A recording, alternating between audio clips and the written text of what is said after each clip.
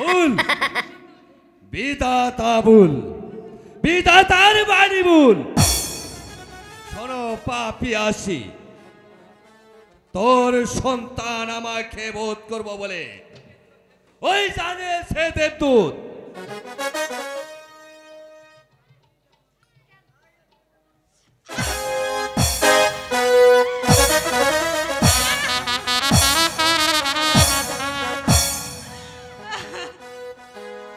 ও কি রাজন হে,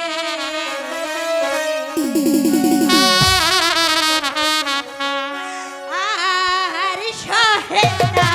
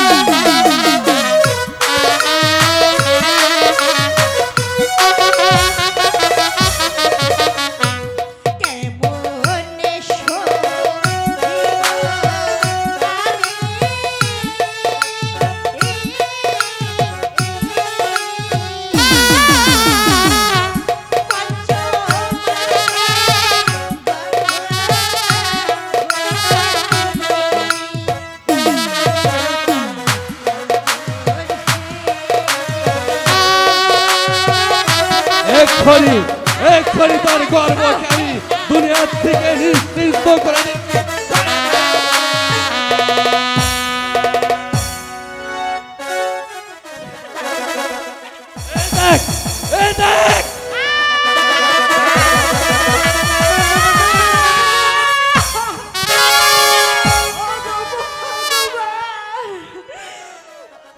আর শত কাঁদলেও আমার হাত থেকে আর রেহাই পাবে না।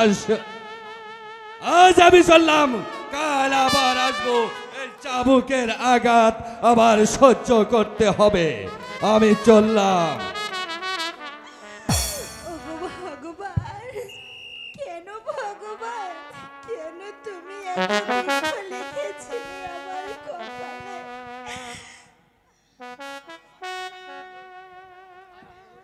ভাই প্রহরী, এই পত্রখানা পড়ে দেখো। ঠিক আছে, তুমি এখানে থাকো, আমি অন্য জায়গায় যাই।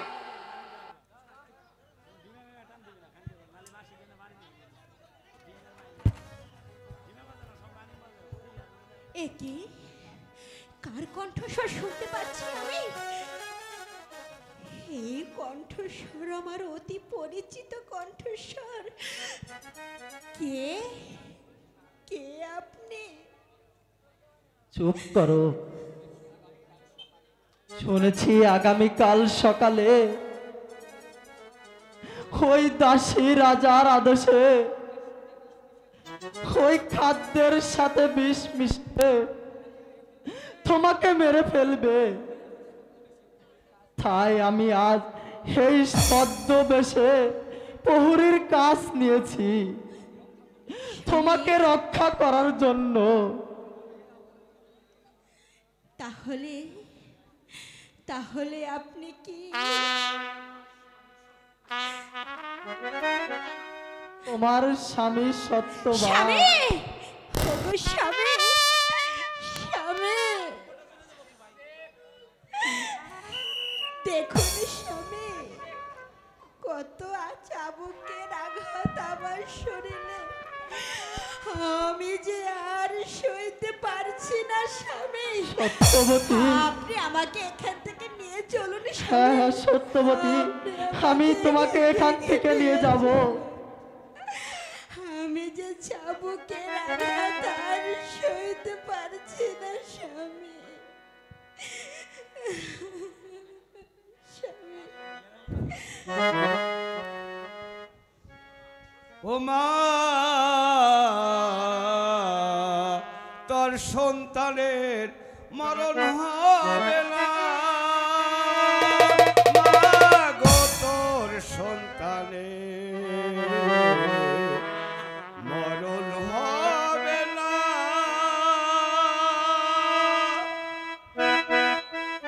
বলে রক্ষা করবে বড়য়ারে, রক্ষা করবে বড়য়ারে, ধ্বংস আর হবে না। তোর সন্তানের মাগো মরণ হবে না। তোর সন্তানের মাগো মরণ হবে না। ওগো স্বামী, ওই সাধু বাবা কি বলে গেল স্বামী?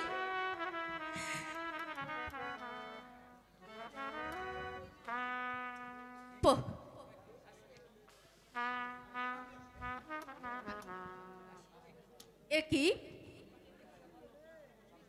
এ তো দেখছি আবার নতুন প্রহরী। বেশ ভালোই হলো। প্রহরী, দ্বার ছেড়ে দাও, ওই সত্যপতিরে কিছু খাওয়াই আসি। যেতে পারো।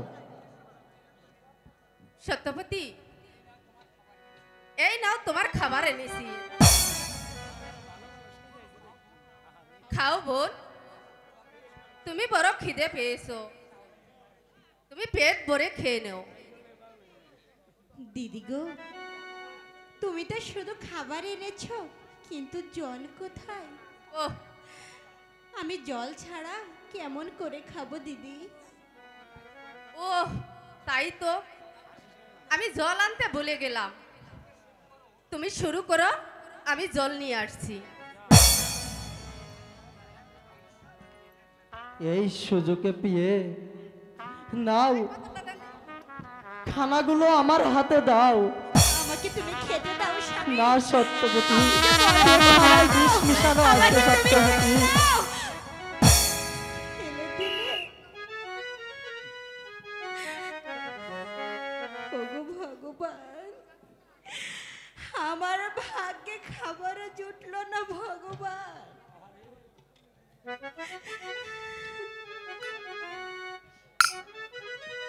সত্যপতি, তোমার খাবার হয়ে গেছে?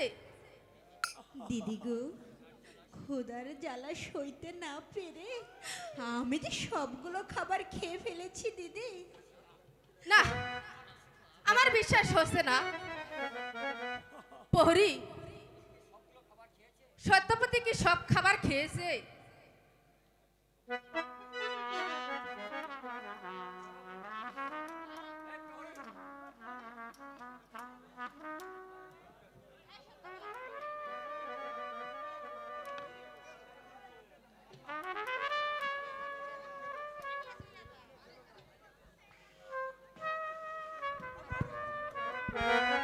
চলো বন্দিনী, মহারাজার আদেশ,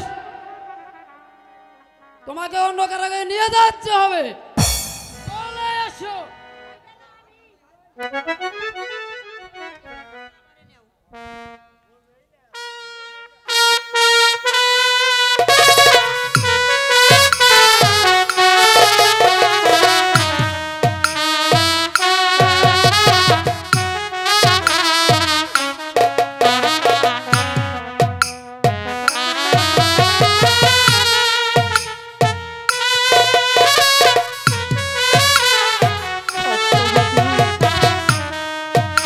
তোমাকে আমি আর রক্ষা করতে পারলাম না সত্যবতী। তোমাকে যে আর আমি রক্ষা করতে পারলাম না। না না, আমি আমার চেষ্টা চালিয়ে যাব, দেখি তাকে বিপদের হাত থেকে রক্ষা করা যায় কিনা। ভগবান তুমি সত্যের সহায় থেকো, সহায় থেকো।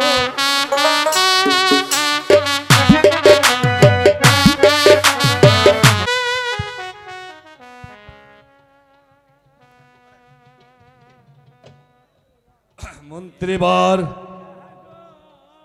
আমি ওই দাসীর মুখে শুনলাম সবগুলো খাবার নাকি সত্যবান খায়নি, কিন্তু সে এখনো মরল না কেন? মহারাজ, হয়তো বিষে ধরেনি মহারাজ।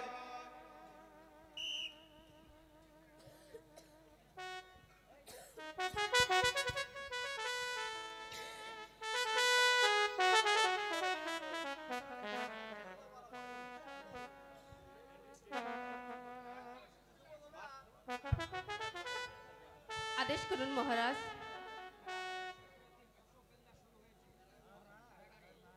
কারাগারে ওই সত্যপতির প্রসব বেদনা শুরু হয়ে গেছে মহারাজ। আমার মনে হয় ছেলে জন্ম নিবে। মন্ত্রী মহাশয়, এখন উপায়? মহারাজ, নিশ্চয়ই গর্ব নষ্ট হয়ে গেছে। দেখবে বীর যখন একবার খেয়েছে তখন অবশ্যই এই গর্ব নষ্ট হয়ে গেছে মহারাজ।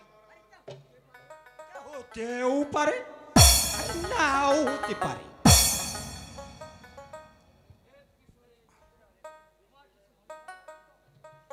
এ বিষয়ে তোমার কিছু মনে হয় নরোত্তম? কিছুই নয় বাবা, তবে শাস্ত্রে বলেছে, বগল বাসুতে বলেছে, সর্বভূতে অবস্থিত রাখি আল্লাহ মারে কি। বুঝেছি, ভগবান কারুর শত্রু, কারুর মৃত্যু নয়। আচ্ছা যাও দাত্রী, ওই সত্যপতির গর্ভে যে সন্তান হবে তার ভূমিষ্ঠ হওয়ার সাথে সাথে ওই সাগরে জলে ভাসিয়ে দিবে। আর মন্ত্রীবর, মহারাজ, সত্যপতির সন্তান হওয়ার সাথে সাথে ওই গভীর কাননে নির্বাসন দিবে। এটাই আমার আদেশ, এটা মনে থাকে যেন। আপনার আদেশ শুভ হয় মহারাজ। চলুন মন্ত্রীবর, আমরা রাজপ্রাসাদে ফিরে যাই। তাই চলুন মহারাজ।